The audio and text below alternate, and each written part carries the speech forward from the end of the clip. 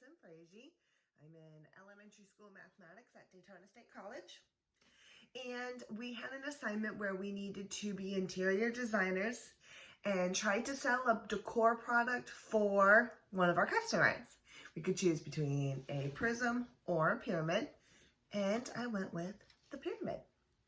This is my essential oil aroma diffuser pyramid. It is a must needed for every home. You just add your beautiful essential oil smells, let the aromas go through, wafting through the air. Helps keep you calm, helps keep you relaxed, and it's perfect for any part of the house.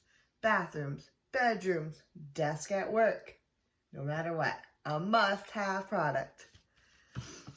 So the reason I chose to do a pyramid is I wanted to challenge myself a bit.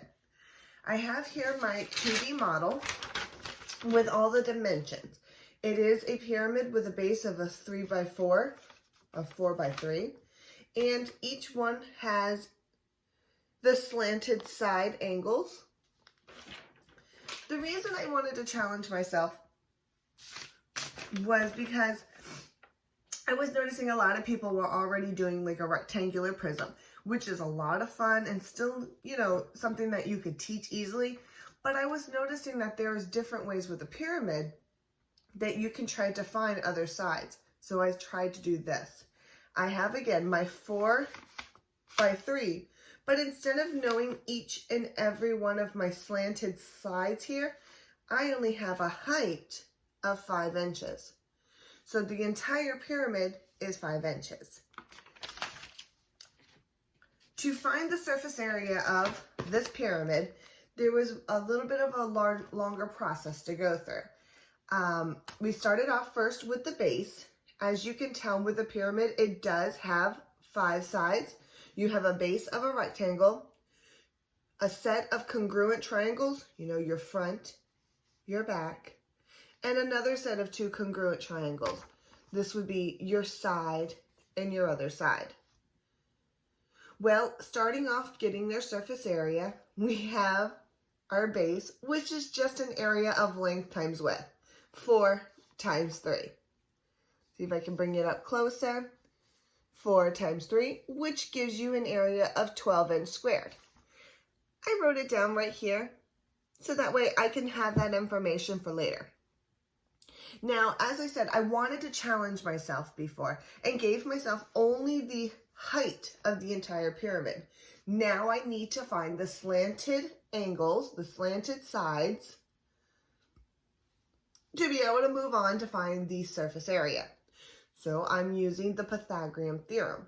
I could tell that if I go straight through the middle of my other sided triangle, I will be able to get my slanted sides. This is a right triangle. When you have when you have 2 legs of a right triangle, you can find the other length, the other leg, the hypotenuse, height, length, either way. So here I have 1 leg. If I make a right triangle, knowing that it's half of this side, which would be 1.5, now I have both legs. 1.5 squared plus 5 squared equals c squared. C squared as your hypotenuse. 1.5 comes out to 2.25 plus 25, 27.25. Square root your 27.25, and you get approximately 5.22 inch squared. Why I say approximately? Because I did have to round it to the nearest hundreds, just so that way I would have just a roundabout of what my slanted side would be. Plug it into the formula for area on a triangle. You have A equals base times height, divide that by 2. So our base was 4. Now our slanted area, our slanted side was 5.22. Divide them by 2, you get an area of 10.44 inch squared. Again, I wrote them down right here so I can use it for later. Trying to go on for the next side. This here, I wanted to get the slanted side for the other triangle. I also did the Pythagorean theorem. Half the side of this makes a right triangle. When you look at a pyramid correctly, it's hard to draw it. So now I have half of 4 would be 2. 2 square plus 5 square equals c square. 4 plus 25, 29. Square root 29 is approximately, once again, I rounded to the nearest hundreds, 5.39 inch square. I place it back into my area. Area equals base times height divided by 2. So now 3 inch by my 5.39 divided by 2. I get 8.1 inch squared. I wrote that in here so I can put them all together. Find surface area, you must add all the numbers. Luckily, I wrote them down here. 12 inch, 10.44, 10.44, 8.1, 8.1. Getting a surface area of 49.08 inch squared. Why would you need to know the surface area? That was one of the questions for the project. And my imagination went wild. And I was thinking about it.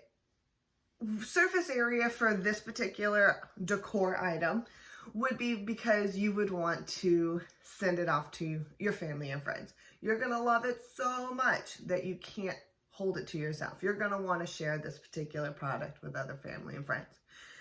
And my thought process was maybe wrapping it as a gift.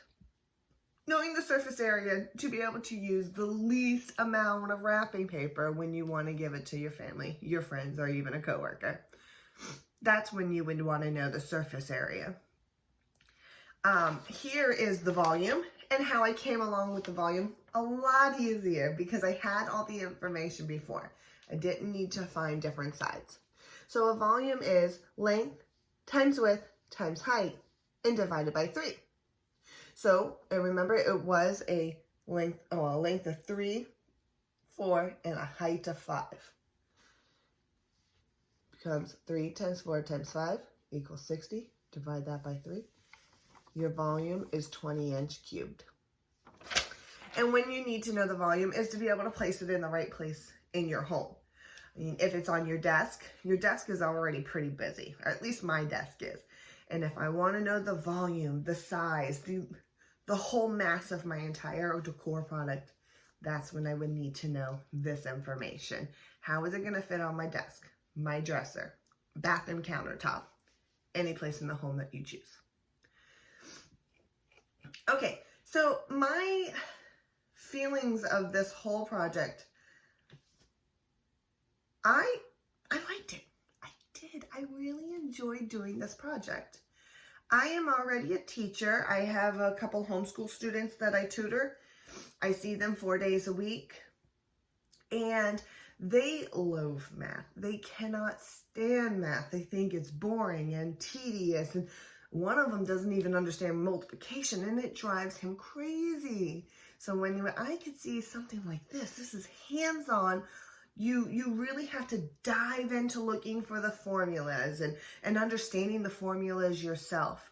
I enjoyed the fact that my students could do this project too, no matter their age. Well, a little bit about their age. I mean, I have a 6th, 7th, 9th, and 10th graders.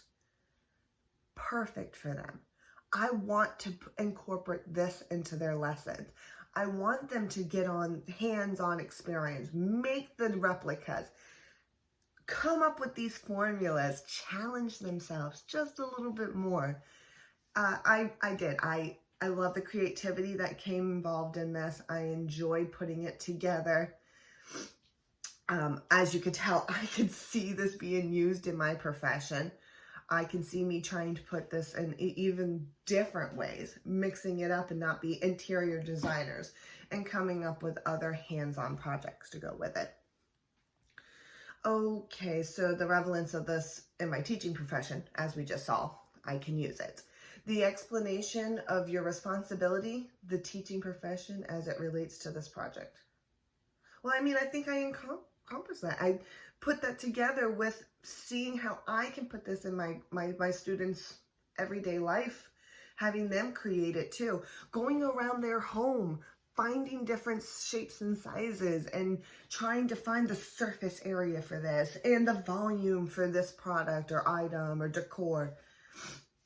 Their favorite video games, how are they going to fit all 50 if they wanted to? I really did enjoy it. I know that I can get my students to be involved in it. I'm excited to try. And yes, thank you for creating this project. Alrighty, goodbye.